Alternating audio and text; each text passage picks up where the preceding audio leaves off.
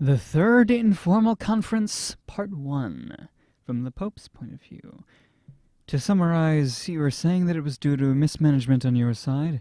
In response to my question, Shiro-sama silently nods her head in assent. I somehow managed to stifle the urge to hold my head in my hands and glance down at the nearby document. The circumstances of the current incident are written there in detail, as well as what Shiro-sama is trying to achieve with those actions.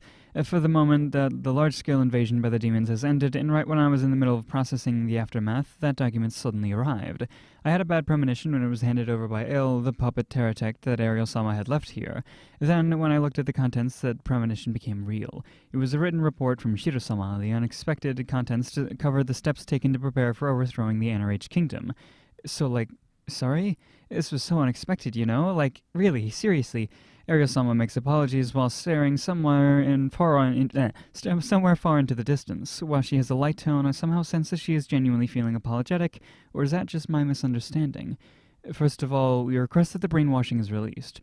According to this document, Urin, I don't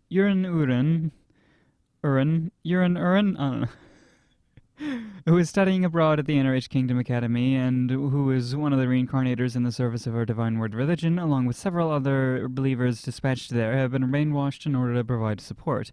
The one who did the brainwashing is Prince Yugo of the Rangzand Empire. Prince Yugo is working under the control of the Shiro-sama, but due to him being left to his own devices, this mistake has occurred. I understood why Shiro-sama has not disclosed the secret agreement between her and the Divine Word religion to him. For myself as well, the secret agreement has only been told to the few humans who can be trusted. It would be the same for the demons as well, especially for any companions who are not human, moreover the Prince of the Empire. You can never know where this information could leak from, and if such a thing ever happened, it would cause a situation that cannot be undone. However, it would be unreasonable to say that what has occurred was merely unfortunate. Although it is outside the scope of the agreement, it is a clear case of the demons conducting an offensive strike against the Divine Word religion. While the offender might be the Prince of the Empire, since Shiro-sama was acting behind the scenes, that can be considered as an attack from the demons. Even if it was unintentional, this is not something that can be simply settled by sweeping it under the carpet. Please allow me to explain. The one who spoke was not Shiro-sama, but the girl sitting next to her. The girl, going by the name of Felmina, is clearly quite a strong demon. What is odd is that amongst the members on the demon side, she alone is a demon. This single demon seems to have a lowly position amongst the members on their side. Firstly, we wish to request that the brainwashing is maintained on Yurinjo and the other members. There's a disturbance amongst the other members in attendance on our side. I quell that by raising a hand and fix my eyes straight on Felminajo. Despite being caught in my gaze, Felminajo shows no signs of nervousness on the surface. Assuming that she is probably still young for a demon, that's some courage she has. Perhaps it is due to her being in frequent contact with a high-level beings such as Ariel-sama and Shiro-sama. May I ask for your reasons? Calmly but forcibly, I place my will in my voice. As if being engulfed in the tension, Felminajo swallows once and began her explanation. Before we get to that, there's something we wish to inform you of. Recall that during the recent war on the war that the hero passed on, and that a new one would be chosen.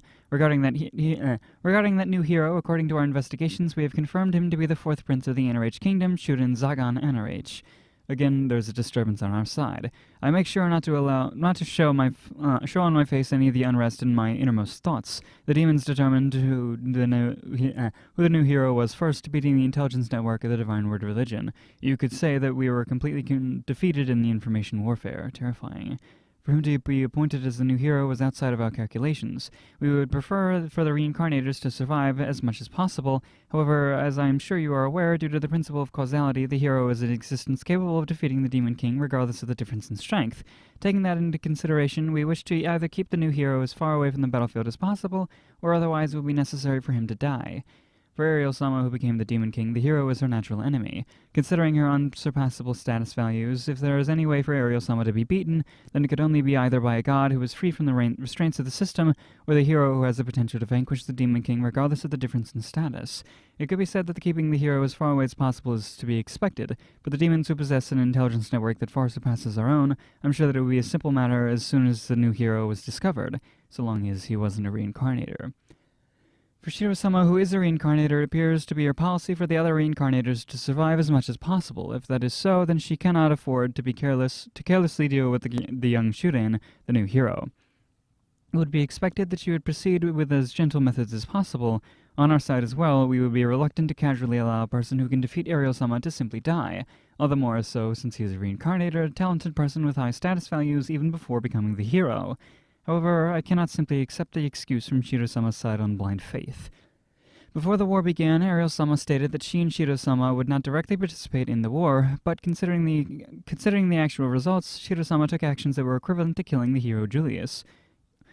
Is it Julius or Julius? That disproves the statement made here. Perhaps because this is informal, I must consider that any statements made here will not necessarily be completely honored. That being the case, just how credible are her words that she wants the reincarnators to survive as much as possible? In the first place, if those words could be believed, then Yurin should have been immediately released from the brainwashing, since she too is a reincarnator. Accordingly, we wish to constrain the actions of Shurinshi. So how is that related to our brainwashed believers? In response to my question, Fumina Joe presented us with another set of documents. Indeed, on this occasion we are requesting that the Divine Word religion openly provide backup for the Empire and consequently for Prince Yugo. Written within that document was a detailed plan for the overthrowing of the kingdom and also what is requested of the Divine Word religion. That's right! Yeah, the religion actually does help him. It took me this long to remember that, but the religion is on his side in the fight. That's right. Yeah. Alright, cool. Yep. See you later. Well, I mean, yeah, no, I get it now. But yeah, I gotta record some more though, so.